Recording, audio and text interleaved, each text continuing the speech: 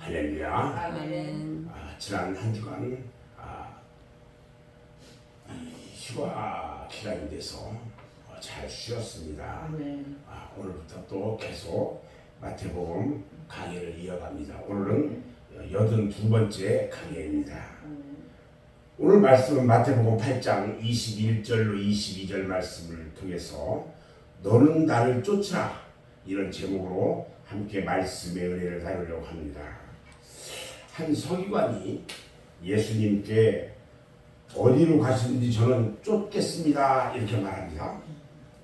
그러나 주님을 쫓겠다고 고백한 그 서기관의 동기는 육신의 영광을 두고 있었기 때문에 주님으로부터 사람이 주를 따르는 일은 주님의 고난에 동참하는 각오가 없이는 안 된다는 사실을 알려주심으로 그의 아니란 생각을 물리치셨어요. 그가 그 후에 어떤 길을 걷게 되었는지 기록된 바가 없기 때문에 알 수는 없습니다. 이런 일이 있은 직후에 이번에는 주님의 제자 중에 한 사람이 이렇게 말해요. 주여, 나로 먼저 내 부친을 장사하게 허락하옵소서. 간청을 드렸어요. 그의 몸은 주님을 따르고 있었지만 그의 마음은 집에 계시는 부친의 생각으로 가득 차 있었어요. 연로하신 부모님을 생각하는 일이 잘못된 것은 아니에요. 문제는 그 같은 생각으로 인해서 주님의 일이 중단된다든지 주님을 따르는 일에서 떨어져 나간다든지 진리를 저버리는 일이 있어서는 안 된다, 이 말이에요. 자, 그러면 우리는 여기 생각해 봐야 돼요. 왜 세상을 바라보게 될까? 주님이 비유하신 씨 뿌리는 비유 말씀 중에서 열매를 맺지 못하는 세 가지 종류의 사람을 볼 수 있어요. 봐요. 길가에 떨어진 씨앗은 열매를 맺지 못한다 그랬죠. 돌밭에 떨어진 씨앗도 열매를 맺지 못한다고 그랬어요. 처음에는요, 기쁨으로 받아요. 그리고 말씀으로 인한 시련이 오잖아요. 이때는 주님을 저버리는 사람이라고 했어요. 그리고 세상의 염려와 재리의 유혹으로 인해서 결실하지 못하는 경우도 말씀하셨어요. 부친의 장사로 인해서 먼저 부친의 집에 돌아가겠다고 한 이 제자의 경우는요, 세상의 염려로 말미암아 이렇게 말하는 거예요. 염려는요, 우리의 마음을 어둡게 하고요, 세상으로 가까이 가게 한다는 거예요. 그래서 베드로전서 5장 7절 말씀과 빌립보서 4장 6절 말씀에는요, 모든 염려를 누구한테 맡기라고 그랬어요? 주께 맡겨라 그랬어요. 사람이 그리스도를 끝까지 따르려면 분명한 소망을 가져야 합니다. 우리는 하나님이 그의 이름으로 맹세하시고 또 약속하셨던 그의 말씀을 신뢰하는 데서 확고한 소망을 가질 수가 있는 거예요. 이 같은 소망이 없으면 그의 믿음은 흔들리게 되고요, 육신적인 어떤 이유가 계기가 돼서 믿음을 저버리게 되는 거예요. 그리스도의 귀중함을 알고 있는 사람은 그 어떤 경우에도 결코 주님을 떠날 수가 없는 것이에요. 주님을 저버릴 수 있는 사람은 그리스도와 생명적 연합을 이루지 못한 사람들인 거예요. 주님을 따른다는 말은요, 한 주인만을 섬기는 일이에요. 우리 주님은 한 사람이 두 주인을 섬기지 못할 것이라고 하셨어요. 그러나 많은 사람들은 재물로 말미암아 주님을 등지는 경우가 너무나 많아요. 재물을 주님으로 섬기게 된단 말이죠. 주님을 따르는 길은요, 육신의 사람이 죽어야만 돼요. 육신으로 주님을 섬기는 자는 그 육신으로부터 썩어질 것을 거둘 것이기 때문에 그리스도인들은요, 육신의 생각을 버려야 한다는 거예요. 또 그리스도인은요, 영의 일을 생각하는 사람이에요. 로마서 8장 5절 6절 말씀을 보면 육신을 쫓는 자는 육신의 생각을, 영을 쫓는 자는 영의 일을 생각하나니 육신의 생각은 사망이요 영의 생각은 생명과 평안이니라, 이렇게 말씀하셨어요.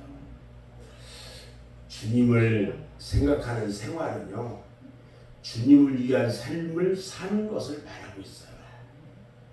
갈라디아서 2장 20절에 보면 이렇게 말씀해요. 내가 그리스도와 함께 십자가에 못 박혔나니 그런즉 이제는 내가 산 것이 아니요 내 안에 그리스도께서 사신 것이라. 이제 내가 육체 가운데 사는 것은 나를 사랑하사 나를 위하여 자기 몸을 버리신 하나님의 아들을 믿는 믿음 안에서 사는 것이라. 주님의 제자라고 말하는 이 사람은요, 주님을 따라야 할 이런 조건들이 구비되어 있지를 못했던 거예요. 죽은 자들로 죽은 자를 장사하게 하고 너는 나를 따르라.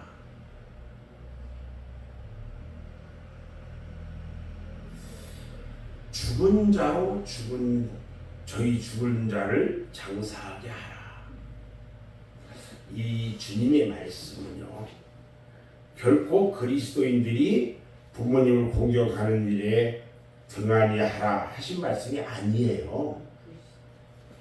부친에 대한 일은 집안에 있는 다른 식구들에게 맡겨도 된다. 돌아가신 부친에 대한 것은 다른 식구들이 다 맡아서 해도 된다. 다른 식구는 뭐예요? 예수 믿지 않는 자들. 그가 주님을 따르고 하나님의 나라를 위해 헌신한다면 자기 집에 가서 부친을 위해 쓰는 일보다 더 좋은 것을 주실 수 있는 분이 누구예요? 주님이라는 거예요. 마태복음 22장 37절로 40절 말씀을 보면요, 예수께서 말씀하십니다. 내 마음을 다하고 목숨을 다하고 뜻을 다하여 주 너희 하나님을 사랑하라 하셨으니 이것이 크고 첫째는 계명이요 둘째는 그와 같으니 내 이웃을 내 몸과 같이 사랑하라 하셨으니 이 두 계명이 온 율법과 선지자의 강령이다 그랬어요. 주님의 부르심을 받았으면요, 가정에 어려움이 있다 해도 그런 일이 주님을 떠나는 핑계가 되어서는 안 된다는 거예요. 그런데 사람들은 어떻게 합니까? 예수 잘 믿는다고 하면서도 그렇지 못할 때가 많아요. 우리는 오늘 이 말씀에서 보여주신 대로요, 우리 이웃은 언제나 하나님을 앞질 수가 없다는 것을 알아야 돼요. 저는 이제 말씀을 정리하는데요, 베드로는요, 주님을 따를 때에 배와 부친을 버리고 따랐다고 했어요. 주님의 일꾼들은, 우리 주님께서 그 일꾼들에게 들려주시는 황금률이 있어요. 황금률. 자, 쟁기를 메고 뒤를 돌아보는 자는 내게 합당하지 않다. 여러분들 자꾸 지난 얘기, 뒷얘기, 뒤에서 있었던 거, 그런 거 자꾸 얘기하지 마세요. 여러분, 쟁기를 메고, 그렇죠? 쟁기가 뭐예요? 쟁기는요, 복음이에요. 복음을 메고 자꾸 뒤쳐다보면서 옛날 얘기, 지나간 얘기 하지 말라는 거예요. 계속적으로 복음에 씨를 뿌리고 밭을 갈아야 한다는 거예요. 뒤가 뭐예요? 뒤를 돌아보는 게 뭐예요? 세상이에요. 세상. 우리의 소망은 뒤에 있지 않고요. 앞에 있어요. 뒤를 돌아보는 자는 미안하지만 생명의 멸류관을 받을 수가 없어요. 세상을 돌아보는데 어떻게 생명의 멸류관을 받아요? 우리 주님께서요. 이 7교회 중에 썸마나 교회에 주신 말씀을 보면요. 네가 죽도록 충성하라. 그리하면 내가 생명의 멸류관을 네게 주자 그랬어요. 우리에게는요. 주님을 따르는 일보다 더 시급한 일은 없어요. 우리의 삶에서 세상을 바라보기보다는 천국의 소망을 가지고 복음의 씨를 뿌리는 저와 여러분 모두가 되기를 주님의 이름으로 축원합니다. 아멘. 기도하겠습니다.